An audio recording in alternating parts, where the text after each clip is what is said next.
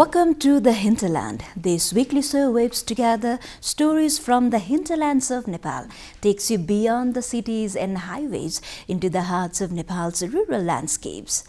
It's a country alive with stories, laughter, ideas, and everyday magic. I am Rosina Rai, and will be leading you into this journey every week. This new episode of the Hinterlands begins in the Tarai region of Nepal, where an intense drop in temperatures has been severely affecting daily life. The prolonged cold, compounded by thick smoke and sunless sky for nearly a month, has had a significant impact on the region. The major effects of this cold spell are examined in detail in this story. The southern district in the Tarai plains of Nepal are grappling with an intense cold wave. Temperatures have plummeted to a yearly low of 11 to 12 degrees Celsius, affecting elderly, street dwellers, daily wage workers, and school students. While the temperature reading does not tell excessive cold, the thick smoke accompanied by bone-chilling mist makes the sun invisible for days. The hospitals in the plains are overwhelmed with patients with cold-related complaints. District including Bara, Parsa, Siraha, Saptari, and the surrounding areas are the hardest hit. Typically occurring between mid-December and February, the cold spell has arrived with particular intensity, causing daily life to grind to a near halt. According to the Department of Hydrology and Meteorology, minimum records have hovered around 11 degrees Celsius, while daytime highs barely reach 12 degrees Celsius. Health officials in Madhya province have reported a worrying rise in respiratory and heart-related illness. प्रेसरको बिरामीहरूलाई मस्तिष्कघात र हृदयघात यो दुईटा कुरा पनि एकदम धेरै बढेछ। अस्ति म ओपीडीमा बस्दाखेरि बिहानदेखि नै 3टा हार्ट अट्याक र 2टा स्ट्रोकको पेशेन्ट आउनुभयो। At the provincial hospital in Kalaiya, around 70 patients with cold-related ailments visit daily. The most vulnerable homeless individuals, daily wage workers, students, and the elderly have borne the brunt of the cold. In response, all 16 local levels in southern Bara have closed schools and distributed firewood, with the relief efforts still underway. Daily life has been severely disrupted as market activities have slowed. Residents are venturing out only when necessary, and dense fog has reduced road visibility, causing traffic disruptions. Air travel has also been affected, with flights from Simra Airport to Kathmandu repeatedly delayed over the past 2 weeks due to low visibility. As the Tarai braces for continued cold and fog, authorities and communities alike are struggling to keep vulnerable populations safe and ensure that essential services continue despite the harsh winter conditions. What if your daily outdoor activities were threatened by stray dogs and wild animals and the constant fear of rabies infections? People in Nepal's Sudur Paschim province are forced to live with this fear every day. In this second report, we bring you the story of rapidly increasing rabies cases posing a growing public health threat. Sudur Paschim province in Nepal is facing a growing public health crisis as rabies infections among humans and animals rise sharply. The disease, primarily spread through bites from stray dogs and wild animals, has become a major concern across the province.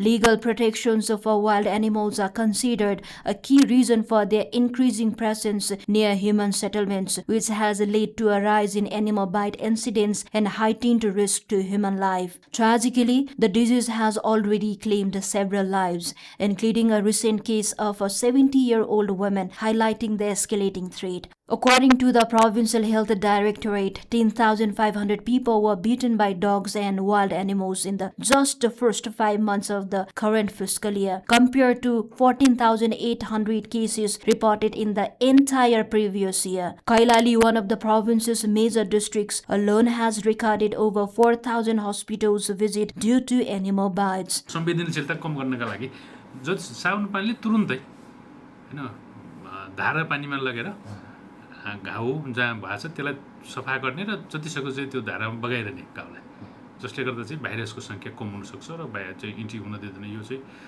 के हो भने तुरुन्तै गरिहाल्नु पर्ने, त्यो घाउलाई पनि तुरुन्तै पट्टीले बान्ने भन्दा पनि त्यसलाई सफा गरिसकेपछि अनि पल्ल चाहिँ एन्टिसेप्टिक लगाएर अनि चाहिँ त्यसलाई घाउलाई चाहिँ सफा गर्ने। The Animal Disease Investigation Laboratory in Thangari reported 136 confirmed rabies cases out of 170 samples tested last fiscal year. Additionally, 18 animals have died of rabies in just the past month. Veterinarian emphasized that rabies is nearly always fatal but entirely preventable if a post-bite care is administered immediately. In light of the rising number of fatal cases, doctors and animal health experts urge residents to report any animal showing abnormal behavior, aggressive biting, or excessive salivation. Health authorities also stressed the importance of regular vaccination of domestic animals, monitoring stray dogs and wild animals, expanding vaccination programs for free-roaming dogs, and raising public awareness.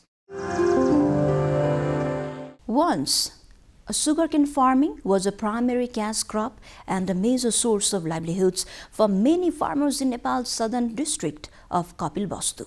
However, the sector has been facing a systematic crisis for several years. Recent government data shows a consistent decline in both the area under sugarcane cultivation and overall production. Let's see the reality. Recent government data shows a consistent decline in sugarcane cultivation area and production in Nepal, with farmers shifting to other crops. Sugarcane production fell from over 3.4 million tons in the fiscal year 2019-20 to around 3.1 million tons in 2023-24. In terms of cultivation area shrinkage from 2020 to 2024, it is over 6,340 hectares. Meanwhile, the number of farmers engaged in sugarcane cultivation has decreased by 20% over the last 5 years. The plight of sugarcane farmers is largely attributed to low minimum support prices, government inaction, and delayed payments, which have forced many to switch to more profitable crops. The effects are particularly evident in the Tarai region's Kapilvastu district, once a major sugarcane production area. For farmers, cultivating sugarcane has become increasingly unsustainable as recovering production cost has grown challenging. Sugar industries are also affected, leading to only about 9 mills currently running out of more than a dozen. Mills that previously operated continuously for up to 5 months during peak season now run for only 2 and 3 months due to sugarcane shortages. Farmers in Kapilvastu report that Mahalakshmi Sugar Mill, the district's sole mill, still owes nearly 20 million rupees, approximately $138,787 for sugarcane they supplied before it shut down. Local sugarcane farmers recall selling sugarcane worth hundreds of thousands to the mill a decade ago and are still waiting to receive the payment. With no nearby mills and limited irrigation facilities, many farmers are now compelled to sell sugarcane to jaggery processors at a meager price of around $2 per quintal, much below the government-determined prices. Unpaid dues from both sugar mills and the government have made it increasingly difficult for the farmers to sustain their livelihoods, prompting many to consider alternative professions. Frustrated and desperate, they have waged rounds of protest, even walking always to federal capital Kathmandu, but their issues remains as it is. Time for now Nepal's government new initiation. With the beginning of the new year 2026, the government of Nepal has fully implemented the digital customs valuation database system nationwide. The new system is designed to use a database of actual transactions values, replacing the old reference value mechanism. The system officially replaced the reference price book on January 2nd. Details are here.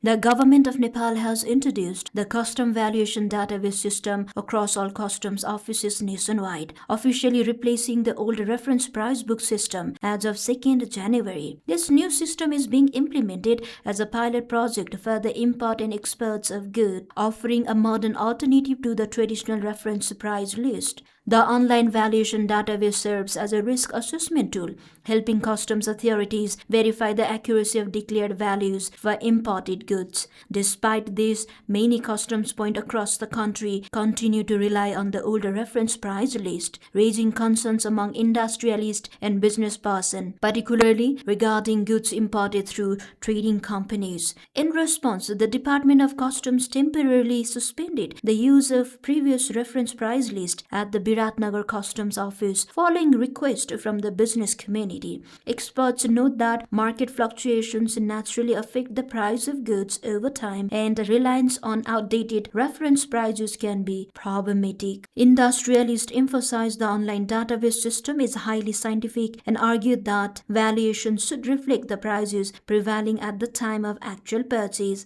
Viratnagar भन्सार कार्यालयमा import हुने गुड्समा lump sum 98% गुड्समा चाहिँ कुनै dispute हुँदैन. 98% goods चाहिँ जे value declare भएको हुन्छ त्यही डिक्लेरेसन गरेकै भ्यालुको आधारमा चाहिँ क्लियर भइरहेको हुन्छ. 2% गुड्समा चाहिँ कस्तो हुन्छ भने कतिपय अवस्थामा इन्स्पेक्सन गर्ने क्रममा कस्टम अफिसरले चाहिँ त्यहाँनिर केही क्याफियत छ कि भन्ने कुराको जाँच गर्नुहुन्छ. त्यो जाँच गर्दाखेरि चाहिँ त्यहाँ यदि भरपर्दो डकुमेन्टेसन अनि के छ भने भ्यालुएसन गर्ने जुन आधारका लागि चाहिने डकुमेन्ट्सहरू छ त्यो डकुमेन्ट्सहरूको चाहिँ नभेटेको खण्डमा त्यसलाई चाहिँ हामी के गर्छौँ भने अब हामीसँग भएका अनलाइन डेटाबेसलाई चाहिँ रेफरेन्सको रूपमा लिन्छौँ, आधार लिन्छौँ. Rather than using invoices up to 90 days old, additionally experts have warned that the old reference price system, which was updated only twice a year, created opportunities for manipulation by traders and customs officials seeking to influence high custom duties. Ancient inscriptions in Nepal are invaluable historical records, most of them dating back to the Lichavi period between the 5th and 9th centuries.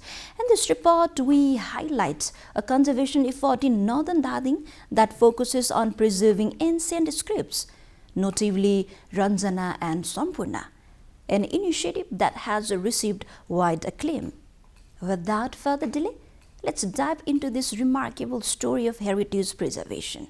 Locals of Dading, a northern district of Nepal, making a joint effort to protect and preserve ancient inscriptions written in the Ranjana and Sampurna scripts. Dozens of stone-carved inscriptions were discovered at a site known as Kuri, along with several ancient Buddhist texts. Ranjana script is an ancient, visually rich script originating in Nepal around the 11th century, primarily used by the Newar people for Sanskrit and Nepal Bhasha. Associated to the Lichavi period, these inscriptions are regarded as a vital part of Nepal's rich cultural and linguistic heritage. The discovery was made in an area inhabited primarily by the Tamang community, who have taken the initiative to safeguard these historical records for future generations. The inscriptions have now been carefully painted in attractive colors and securely mounted on walls to ensure their preservation. Experts have emphasized the historical importance of the Ranjana and Sampurna scripts, noting that they date back to nearly 2 centuries. As the inscriptions were found within the Tamang community, locals speculate that the stone carvings may contain tantric mantras believed to represent divine spiritual energy. To support long-term conservation, the local government and other authorities concerned have joined hands with the community. एकदमै पुरानो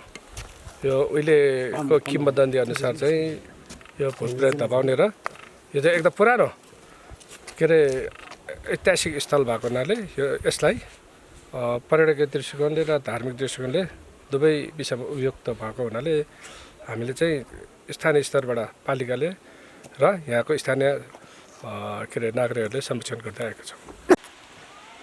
Many of the inscriptions were left in a dilapidated state following Nepal's devastating 2015 earthquake. However, since last year, villagers have been collecting the artifacts and initiating systematic preservation efforts. Locals hope these initiatives will not only protect their heritage but also help promote tourism in the region. In previous episodes of the Hinterlands, we have highlighted Nepal's marginalized indigenous Chepang community on several occasions. Today, we turn our focuses to another minority group, the Raji community, who have traditionally lived a nomadic life along riverbanks. This is the story of the Raji community and their long-lost, deeply rooted identity.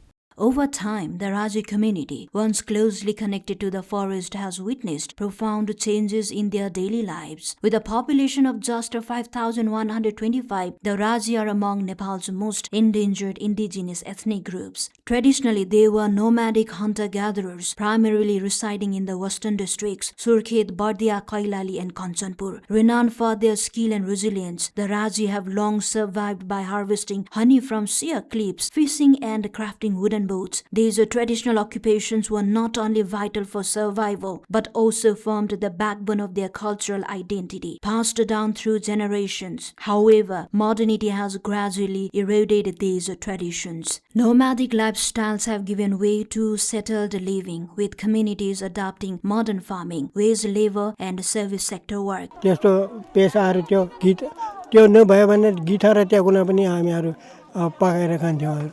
While permanent settlement has brought short-term benefits such as improved access to education, healthcare and social services, it has also introduced economic hardship. Many Raji children still miss out on schooling, and sustaining families through ancestral skills has become increasingly difficult as forests shrink and traditional tools lost their utility. Conservation policies and the expansion of community forests have further declined the Raji's traditional survival identity. The government provides social security allowances to support this endangered group, yet challenges in education, employment and cultural preservation persist. Many members of the community express dissatisfaction with these incomplete transitions, feeling a loss of cultural continuity as their nomadic way of life fades into memory. Despite these challenges, the Raji remain rich in language, culture and customs. Their most significant festival, Gurua Puja, continues to draw participants from neighboring communities, fostering social harmony. Protecting the language, culture and identity of the Raji has become a shared responsibility, requiring active support from both the state and broader Nepali society. Yet the reality remains. The tales of the Raji's rooted nomadic existence now survive largely in memory. Beyond the cities and the headlines, real lives continue to unfold. Stories shaped by struggle, strengthened by resilience, and carried forward by hope. This is the Hinterlands, and we will be back next week with more stories from the heart of Nepal. This is Rosina Rai. Goodbye for now.